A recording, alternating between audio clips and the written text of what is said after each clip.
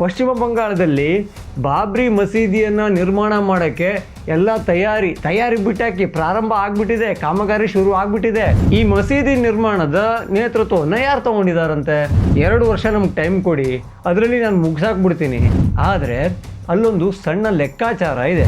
ಬಾಬ್ರಿ ಮಸೀದಿಗೇನಾದರೂ ಕೈ ಹಾಕಿದ್ರೆ ಅದರ ಸಿಮೆಂಟಿನ ಧೂಳಷ್ಟೇ ನಮ್ಮ ಮೈಮೇಲೆ ಬೀಳೋದಿಲ್ಲ, ಜೊತೆಗೆ ಹಿಂದೂ ವಿರೋಧಿ ಧೂಳು ಕೂಡ ನಮ್ಮದೇ ಮೈಮೇಲಿರುತ್ತೆ ಅಂತ ಬಿಳಿ ಸೀರೆಯನ್ನು ಉಡುವಂತಹ ಮಮತಾ ಬ್ಯಾನರ್ಜಿ ಅವರು ಆಲೋಚನೆ ಮಾಡಿದ್ರು. ಮೊದಲೇ ಈಗ TMCಗೆ ಹಿಂದೂ ವಿರೋಧಿ ಸರ್ಕಾರ ಅಂತ ಒಂದು ಲೇಬಲ್ ಬಿದ್ದೋಗಿದೆ.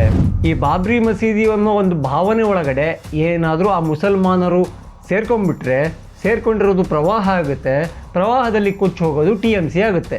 ಮುಸ್ಲಿಮರ ವಿಚಾರ ಬಂದರೆ ನಮ್ಮ ದೇಶದ ಬುದ್ಧಿಜೀವಿಗಳು ಕೂಡ ಬಾಯಿಗೆ ಜಿಪ್ಪನ್ನು ಹಾಕೊಂಡ್ಬಿಡ್ತಾರೆ. ಮಸೀದಿಯ ಜೊತೆಗೆ TMC ಅವರ ಸಮಾಧಿ ಏನಾದರೂ ರೆಡಿ ಆಗುತ್ತಾ ಅನ್ನೋ ಒಂದು ಪ್ರಶ್ನೆ ಈಗ ತುಂಬಾನೇ ಕಾಡ್ತಾ ಇದೆ. ಜೈ ಶ್ರೀರಾಮ್. ನಾನು Ajit Bopnalli. Welcome to Hosadiganta digital. ಈ ರಾಮ ಮಂದಿರ ನಿರ್ಮಾಣಕ್ಕೂ ಮೊದಲು ನಮ್ಮ ಭಾರತದಲ್ಲಿ ಅದೊಂದು ಟಾಪಿಕ್ ಯಾವ ರೀತಿ ಟ್ರೆಂಡಿಂಗಲ್ಲಿತ್ತು. ಅದರಲ್ಲೂ ನಮ್ಮ ಕೋರ್ಟು ಅದು ರಾಮನ ಜನ್ಮಭೂಮಿ, ಅಲ್ಲಿ ಮಂದಿರವನ್ನು ಕಟ್ಟೋಕೆ ಅನುಮತಿ ಇದೆ ಅಂತ ಒಂದು ತೀರ್ಪನ್ನು ಕೊಡೋ ತನಕ ಇಡೀ ದೇಶದಲ್ಲಿ ಅದರ ಬಗ್ಗೆ ಪರ ವಿರೋಧ ಹೋರಾಟಗಳು ಸಿಕ್ಕಾಪಟ್ಟೆ ಆಗಿತ್ತು. ಆಮೇಲೆ ಈ ಸಹೋದರತ್ವ ಎಲ್ಲ ನಾವು ಪಾಠ ಎಲ್ಲ ಕೇಳ್ಕೊಂಡು ಬಂದ್ಬಿಟ್ಟಿದ್ದೀವಲ್ಲ, ಈ ಸಮಾಜದಲ್ಲಿ ಅದೊಂದು ಇರಬೇಕು ಅಂತ ಒಂದು ಸೈಡಿಂದ ಅಷ್ಟೇ ಪ್ರಯತ್ನ ಆಗ್ತಾ ಇದೆಯಲ್ಲ, ಅದು ಕೂಡ ನಮ್ಮ ಹಿಂದೂಗಳಿಂದ ಅಷ್ಟೇ ಆಗುತ್ತಲ್ಲ. ಹೀಗಾಗಿ ಅಲ್ಲಿ ಕೋರ್ಟ್ ಏನು ಹೇಳ್ತು, ಅದೇ ಊರಿನಲ್ಲಿ ಬಾಬ್ರಿ ಮಸೀದಿಯನ್ನು ಕಟ್ಟೋಕೆ ಒಂದು 5 ಎಕರೆ ಜಾಗವನ್ನು ಕೊಡಬೇಕು ಅಂತ ಹೇಳಲಾಯಿತು. ಸರ್ಕಾರಕ್ಕೆ ಅದರ ಜವಾಬ್ದಾರಿಯನ್ನು ಕೊಡ್ತು. ಆದರೆ ಉತ್ತರ ಪ್ರದೇಶದಲ್ಲಿ ರಾಮನ ಅಂಗಳದಲ್ಲಿ ಯಾವುದೇ ರೀತಿಯ ಮಸೀದಿ ತಲೆ ಎತ್ತಿ ನಿಲ್ಲುವ ಸಾಧ್ಯತೆಗಳು ಕಾಣಿಸ್ತಾ ಇಲ್ಲ.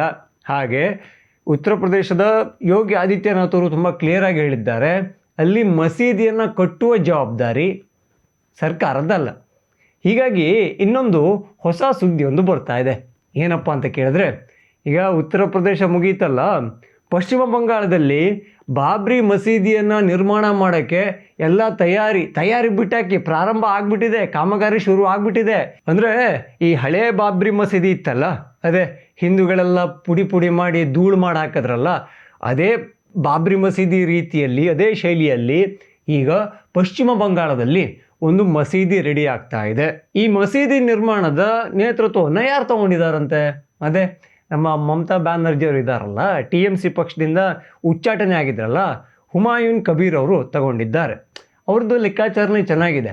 ಅವರು ಈಗ ಹೇಳಿದ್ದಾರೆ, 2 ವರ್ಷ ನಮ್ಗೆ ಟೈಮ್ ಕೊಡಿ, ಅದರಲ್ಲಿ ನಾನು ಮುಗಿಸಾಕ್ಬಿಡ್ತೀನಿ, ಒಂದು 50-60 ಕೋಟಿ ಖರ್ಚಾಗ್ಬೋದು, ಅದನ್ನು ನಾನು ಕ್ರೌಡ್ ಫಂಡಿಂಗ್ ಮಾಡ್ಕೊಂಡ್ಬಿಡ್ತೀನಿ ಅಂತ ಹೇಳಿದ್ದಾನೆ. ಸೊ ಅದೇನು ದೊಡ್ಡ ಮ್ಯಾಟ್ರ್ ಅಲ್ಲ. ಈಗ ಅಲ್ಲಿ ಭಕ್ತಿ ಅಥವಾ ಗೌರವ ಶ್ರದ್ಧೆ ಇರೋ ಮುಸ್ಲಿಮರು ಒಟ್ಟಾದರೂ ಹೇಳಾದರೆ 100 ಕೋಟಿ ತನಕನೂ ಕೂಡ ಯಾವುದೇ ಸಮಸ್ಯೆ ಆಗೋದಿಲ್ಲ. ಸೊ ಕ್ರೌಡ್ ಫಂಡಿಂಗಿಗೆ ಅಥವಾ ಬಾಬ್ರಿ ಮಸೀದಿಯ ನಿರ್ಮಾಣಕ್ಕೆ ದುಡ್ಡು ಕಾಸು ಒಟ್ಟು ಮಾಡೋದು ಸಮಸ್ಯೆನೇ ಅಲ್ಲ. ಆದರೆ ಅಲ್ಲೊಂದು ಸಣ್ಣ ಲೆಕ್ಕಾಚಾರ ಇದೆ. ಏನಪ್ಪ ಅಂತ ಕೇಳಿದ್ರೆ, ಈಗ ಆ ಕಬೀರ್ ಅವರು ಮುರ್ಷಿದಾಬಾದ್ನಲ್ಲಿ ಇದ್ದಾರಲ್ಲ, ಅವರು TMC ಕಡೆಯಿಂದನೇ ಅವರ ಒಂದು ಕ್ಷೇತ್ರದಲ್ಲಿ ಬಾಬ್ರಿ ಮಸೀದಿಯನ್ನು ಕಟ್ಟಬೇಕು ಅಂತ ಇದ್ದವರು. ಆದರೆ ನಮ್ಮ ಮಮತಾ ಬ್ಯಾನರ್ಜಿಯವರು ಏನು ಮಾಡಿಬಿಟ್ರು, ಅಲ್ಲಿ ಬಾಬ್ರಿ ಮಸೀದಿ ಅಂತಿದ್ದ ಹಾಗೇ ಒಂಥರ ಅಲ್ಲಿಯ ಜನರಲ್ಲಿ ಸಾಕಷ್ಟು ಚರ್ಚೆಗಳು ಶುರುವಾಯಿತು. ಉತ್ತರ ಪ್ರದೇಶದಲ್ಲಿ ಅಲ್ಲಿ ಸರ್ಕಾರನೇ ಜಾಗ ಕೊಟ್ಟಿದ್ರು ಕೂಡ ಅಲ್ಲಿ ಬಿಟ್ಟು ಇಲ್ಲಿ ಯಾಕೆ ಕಟ್ತಾ ಇದ್ದಾರೆ ಅನ್ನೋ ಆಲೋಚನೆ ಬಂತು. ಮೊದಲೇ ಈಗ TMCಗೆ ಹಿಂದೂ ವಿರೋಧಿ ಸರ್ಕಾರ ಅಂತ ಒಂದು ಲೇಬಲ್ ಬಿದ್ದೋಗಿದೆ. ಈ ಟೈಮಲ್ಲಿ ಅಂದರೆ ಇಲೆಕ್ಷನ್ ತುಂಬ ಹತ್ತಿರ ಇರುವಾಗ ಬಾಬ್ರಿ ಮಸೀದಿಗೇನಾದರೂ ಕೈ ಹಾಕಿದ್ರೆ ಅದರ ಸಿಮೆಂಟಿನ ಧೂಳಷ್ಟೇ ನಮ್ಮ ಮೈಮೇಲೆ ಬೀಳೋದಿಲ್ಲ, ಜೊತೆಗೆ ಹಿಂದೂ ವಿರೋಧಿ ಧೂಳು ಕೂಡ ನಮ್ಮದೇ ಮೈಮೇಲಿರುತ್ತೆ ಅಂತ ಬಿಳಿ ಸೀರೆಯನ್ನು ಉಡುವಂತಹ ಮಮತಾ ಬ್ಯಾನರ್ಜಿ ಅವರು ಆಲೋಚನೆ ಮಾಡಿದರು. ಹಾಗೇನೆ ಕಬೀರ್ ಅವರಿಗೂ ಬೇಡ ಇದೊಂದು ಡ್ರಾಪ್ ಮಾಡೋಣ ಅಂತ ಹೇಳಿದ್ರಂತೆ. ಆದರೆ ಆಯಪ್ಪ ಅದನ್ನು ಬಾಬ್ರಿ ಮಸೀದಿ ಒಂದು ಈ ಕೆಲಸವನ್ನು ಮನಸ್ಸಿಗೆ ತಗೊಂಡ್ಬಿಟ್ಟಿದ್ದ. ಹೀಗಾಗಿ ಅವ್ರ ಮಾತು ಕೇಳಿಲ್ಲ ಅಂತ ಪಕ್ಷದಿಂದ ಉಚ್ಚಾಟನೆ ಮಾಡಿದ್ರೆ ಮಾಡ್ಕೊಳ್ರಿ, ನಾನು ಬಾಬ್ರಿ ಮಸೀದಿ ಕಟ್ಟಿಯೇ ಸಿದ್ಧ ಅಂದ್ಕೊಂಡು ಅವರೀಗ ಕ್ರೌಡ್ ಫಂಡಿಂಗ್ ಮಾಡಿಕೊಂಡು ಎಲ್ಲ ಮಾಡ್ತಾ ಇದ್ದಾರೆ.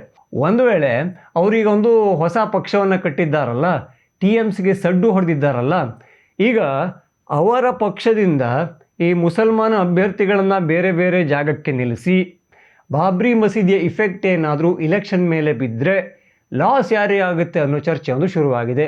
ನೇರವಾಗಿ ಲಾಸ್ ಆಗೋದು ಅದು ಮಮತಾ ಬ್ಯಾನರ್ಜಿಯವರಿಗೆ ಹಾಗೂ ತೃಣಮೂಲ ಕಾಂಗ್ರೆಸ್ ಅವರಿಗೆ. ಯಾಕೆಂದರೆ ಮಮತಾ ಬ್ಯಾನರ್ಜಿಯವರು ಕೂಡ ಒಂದು ಮಟ್ಟಕ್ಕೆ ಈ ಮುಸ್ಲಿಮರನ್ನು ವೋಟ್ ಬ್ಯಾಂಕ್ ಅನ್ನೋ ಥರನೇ ಕರ್ಕೊಂಡ್ಬರ್ತಾ ಇದ್ದಾರೆ. ಹಾಗಾಗಿ ಈ ಬಾಬ್ರಿ ಮಸೀದಿ ಅನ್ನೋ ಒಂದು ಭಾವನೆ ಒಳಗಡೆ ಏನಾದರೂ ಆ ಮುಸಲ್ಮಾನರು ಸೇರ್ಕೊಂಡಿರೋದು ಪ್ರವಾಹ ಆಗುತ್ತೆ, ಪ್ರವಾಹದಲ್ಲಿ ಕೊಚ್ಚಿ ಹೋಗೋದು TMC ಆಗುತ್ತೆ. ಸೊ ಇದೊಂದು ಆತಂಕ ಮಮತಾ ಬ್ಯಾನರ್ಜಿಯವರಿಗೆ ಆಗ್ತಾ ಇದೆ. ಹಾಗೆ ಇನ್ನೊಬ್ಬರು ದೊಡ್ಡವರು ತುಂಬ ಒಳ್ಳೆಯ ಪ್ರಶ್ನೆಯನ್ನು ಕೇಳಿದರು. ಏನಂತ, ಮುಂಚೆ ರಾಮ ಮಂದಿರ ಇದ್ದಿದ್ದು ಎಲ್ಲಾಗಿತ್ತು? ಅಯೋಧ್ಯೆಯಲ್ಲಿ. ಬಾಲರಾಮನ ಮನೆ ಅದಾಗಿತ್ತು. ಅದಾದಮೇಲೆ ಅಲ್ಲಿ ಬಾಬರ್ ಬಂದ, ಬಾಬ್ರಿ ಮಸೀದಿ ಆಯಿತು. ಅದಕ್ಕೋಸ್ಕರ ನಮ್ಮ ಹಿಂದೂಗಳು ಕಾನೂನು ಹೋರಾಟವನ್ನು ಮಾಡಿದರು. ಮುಸ್ಲಿಮರು ಹಿಂದೂಗಳ ವಿರುದ್ಧ ನಿಂತರು. ಅಲ್ಲಿ ಸಾಕಷ್ಟು ಗಲಭೆ ಹಿಂಸಾಚಾರಗಳು ನಡೀತು. ಮಸೀದಿಯನ್ನು ಧ್ವಂಸ ಮಾಡಲಾಯಿತು. ಅದಾದಮೇಲೆ ಕೋರ್ಟು ಈ ಲೆಕ್ಕಾಚಾರ ನೋಡಬೇಕಲ್ಲ, ಇವ್ರು ಕರೆಕ್ಟಾ ಅವ್ರು ಕರೆಕ್ಟಾ, ಇವ್ರ ಮಾತಲ್ಲಿ ತೂಕ ಇದೆಯಾ ಅವ್ರ ಮಾತಲ್ಲಿ ತೂಕ ಇದೆಯಾ ಎಲ್ಲವನ್ನು ನೋಡಿ ಹಿಂದೂಗಳ ಪರವಾಗಿ ತೀರ್ಪನ್ನು ಕೊಡ್ತು. ಅದಾದಮೇಲೆ ಭವ್ಯವಾದ ರಾಮ ಮಂದಿರ ನಿರ್ಮಾಣ ಕೂಡ ಆಯಿತು. ಈಗ ಅಲ್ಲಿ ಲೆಕ್ಕಾಚಾರದಿಂದ ಏನಾಗಬೇಕಿತ್ತು, ಅವರಿಗೆ ಕೊಟ್ಟ ಜಾಗದಲ್ಲಿ ಬಾಬ್ರಿ ಮಸೀದಿ ಆಗಬೇಕಿತ್ತ. ಆದರೆ ಅಯೋಧ್ಯ ಉತ್ತರ ಪ್ರದೇಶದ ಒಂದು ಕೇಸಿನ ವಿಚಾರಕ್ಕೆ ಅಷ್ಟೆಲ್ಲ ಗುದ್ದಾಡಿದವರು, ಅಷ್ಟೊಂದು ಸುದೀರ್ಘ ನಾಗರಿಕ ಸಂಘರ್ಷವನ್ನು ಭಾರತ ಕಂಡಿದೆ, ಅಷ್ಟೊಂದು ಜೀವ, ಅಷ್ಟೊಂದು ಸಾವು ನೋವುಗಳಾಗಿದೆ, ಅಷ್ಟೊಂದು ಆಸ್ತಿ ಪಾಸ್ತಿ ಹಾಗೂ ಜನರ ತೆರಿಗೆ ಹಣ ವ್ಯರ್ಥ ಆಗಿದೆ. ಈ ಟೈಮಲ್ಲಿ ಅವರು ಉತ್ತರ ಪ್ರದೇಶ ಬಿಟ್ಟು ಹೋಗ್ತಾರಂತೆ, ಪಶ್ಚಿಮ ಬಂಗಾಳದಲ್ಲಿ ಬಾಬ್ರಿ ಮಸೀದಿ ಮಾಡ್ಕೊತಾರಂತೆ. ಹಾಗಿದ್ರೆ ನಿಮಗೆ ಅಲ್ಲಿ ಅಯೋಧ್ಯ ಅನ್ನೋ ಜಾಗ ಮುಖ್ಯ ಅಲ್ಲ, ಮಸೀದಿಯಷ್ಟೇ ಮುಖ್ಯ ಆಗಿದ್ದಿದ್ರೆ ಆವಾಗಲೇ ಹೇಳ್ಬಿಟ್ಟಿದ್ರೆ ಇನ್ನೊಂದು ಎಕರೆ ಜಾಸ್ತಿಯಲ್ಲೇ ದೊಡ್ಡ ಮಸೀದಿ ಮಾಡ್ಕೊಳ್ಳೋಕೆ ಜಾಗ ಸಿಕ್ತಿತ್ತಲ್ವಾ. ಇಷ್ಟೊಂದು ಸಾವು ನೋವು ಎರಡೂ ಕಡೆಗಳಲ್ಲಿ ಆಗಿದೆ, ಇದನ್ನು ತಡಿಬೋದಿತ್ತು ಅಲ್ವಾ. ನಾವೇನು ಹೇಳಿದ್ವಿ, ಅದು ರಾಮನ ಮಂದಿರವನ್ನು ಅಲ್ಲೇ ಕಟ್ತೀವಿ ಅಂತ ಜೋರಾಗಿ ಹೇಳಿದ್ವಿ. ಆ ವಿಚಾರಕ್ಕೆ ದೇಶಾದ್ಯಂತ ದೊಡ್ಡ ಪ್ರಮಾಣದಲ್ಲಿ ಪ್ರತಿಭಟನೆಗಳು ಆಯಿತು, ಆಂದೋಲನ ಆಯಿತು.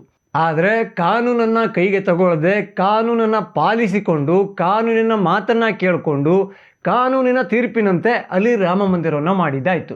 ಆದರೆ ಈಗ ನೀವು ಅಯೋಧ್ಯೆ ಬಿಡ್ತೀರಾ, ಇಡೀ ಉತ್ತರ ಪ್ರದೇಶನೇ ಬಿಟ್ಟು ಹೋಗ್ತೀರಾ, ಪಶ್ಚಿಮ ಬಂಗಾಳ ಮುರ್ಷಿದಾಬಾದಲ್ಲಿ ನಾವು ಕಟ್ಕೊಂಡ್ಬಿಡ್ತೀವಿ ಅಂತ ಹೇಳ್ತಿದ್ದೀರಲ್ಲ. ಮುಂಚೆನೇ ಮಾಡಿದಿದ್ರೆ ಎಷ್ಟೊಂದು ಉಳಿತಿತ್ತು, ಎಷ್ಟೊಂದು ಶಾಂತವಾಗಿ ಭಾರತ ಇರ್ತಾ ಇತ್ತು. ಇದನ್ನು ಈ ಮುಸ್ಲಿಂ ಮೌಲ್ವಿಗಳು ಅಥವಾ ವಿಚಾರವಾದಿಗಳಂತ ಯಾವನೂ ಇಲ್ವ, ಯಾರಿಗೂ ತಲೆಗೆ ಬರೋದೇ ಇಲ್ವಾ. ಇದನ್ನು ಮುಂಚೆ ಆಲೋಚನೆ ಮಾಡಿದಿದ್ರೆ ಎಷ್ಟೊಂದು ಆರಾಮಾಗಿ ಭಾರತ ಇರ್ತಿತ್ತು ಅಂತ ಈಗಲೂ ಅನಿಸುತ್ತೆ. ಮುಸ್ಲಿಮರ ವಿಚಾರ ಬಂದರೆ ನಮ್ಮ ದೇಶದ ಬುದ್ಧಿಜೀವಿಗಳು ಕೂಡ ಬಾಯಿಗೆ ಜಿಪ್ಪನ್ನು ಹಾಕೊಂಡ್ಬಿಡ್ತಾರೆ. ಎರಡೂ ಮುಷ್ಟಿಯಲ್ಲಿ ಅವಲಕ್ಕಿ ತಗೊಂಡು ಬಾಯಿಗೆ ತುರ್ಕೊಂಡ್ರೆ ಮಾತಾಡೋಕ್ಕಾಗುತ್ತಾ? ಇಲ್ಲ ತಾನೇ. ಅದೇ ಥರದಲ್ಲಿ ಜಾಣ ಮೌನಕ್ಕೆ ಕೂತು ಬಿಡ್ತಾರೆ. ಏನೇ ಆಗಲಿ, ಬಾಬ್ರಿ ಮಸೀದಿ ಸರ್ಕಾರದಿಂದ ಅಂತೂ ₹1 ಸಿಗೋದಿಲ್ಲ ಅಂತ ಯೋಗಿಯವರು ಹೇಳಿದರು. ಈಗ ಯೋಗಿಯವರು ಆಡಳಿತದಲ್ಲಿರೋ ರಾಜ್ಯವನ್ನೇ ಬಿಟ್ಟು ಬೇರೆ ಕಡೆಯಲ್ಲಿ ಶಂಕುಸ್ಥಾಪನೆ ಅದು ಇದು ಶುರುವಾಗಿದೆ. ಕ್ರೌಡ್ ಫಂಡಿಂಗ್ ಆಗಲೇ ಹೇಳ್ದಂಗೆ ಈಸಿಯಾಗಿ ಆಗುತ್ತೆ, ಅದೊಂದು ದೊಡ್ಡ ಮ್ಯಾಟ್ರ್ ಅಲ್ಲ. ಅವರೊಂದು 60-65 ಕೋಟಿ ಎಕ್ಸ್ಪೆಕ್ಟೇಷನ್ ಇದೆಯಂತೆ. ನೀವು 100 ಕೋಟಿ ಆದ್ರೂ ಕೂಡ ಭಾರತದ ಮುಸ್ಲಿಮರು ಬಾಬ್ರಿ ಮಸೀದಿ ಬಗ್ಗೆ ಭಯಂಕರ ಫೀಲಿಂಗ್ ಇಟ್ಕೊಂಡವರು ದುಡ್ಡನ್ನು ಹಾಕ್ತಾರೆ. ಐ ಥಿಂಕ್ ಈಗ ಆಲ್ಮೋಸ್ಟು ದುಡ್ಡು ಕಲೆಕ್ಟ್ ಕೂಡ ಆಗಿರಬಹುದು. 2 ವರ್ಷ ಟೈಮನ್ನು ಕೇಳಿದ್ದಾರೆ ಕಬೀರ್ ಅವರು. ಆ 2 ವರ್ಷದಲ್ಲಿ ಈ ಮಸೀದಿ ರೆಡಿ ಆಗುತ್ತೆ. ಹಾಗೆ ಮಸೀದಿಯ ಜೊತೆಗೆ TMC ಅವರ ಸಮಾಧಿ ಏನಾದರೂ ರೆಡಿ ಆಗುತ್ತಾ ಅನ್ನೋ ಒಂದು ಪ್ರಶ್ನೆ ಈಗ ತುಂಬಾ ಕಾಡ್ತಾ ಇದೆ. ನಿಮಗೇನನ್ಸುತ್ತೆ, ಏನಾಗಬಹುದು? ಇನ್ನೂ ಯಾರೆಲ್ಲ ಹೊಸದಿಗಂತ ಚಾನಲನ್ನು ಸಬ್ಸ್ಕ್ರೈಬ್ ಆಗಿಲ್ವೋ ಈ ಕೂಡಲೇ ಆಗಿ, ಹಾಗೆ ಎಲ್ಲ ವಿಡಿಯೋಗಳಿಗಾಗಿ ಬೆಲ್ ಐಕಾನನ್ನು ಒತ್ತಿ. ಜೈ ಶ್ರೀರಾಮ್.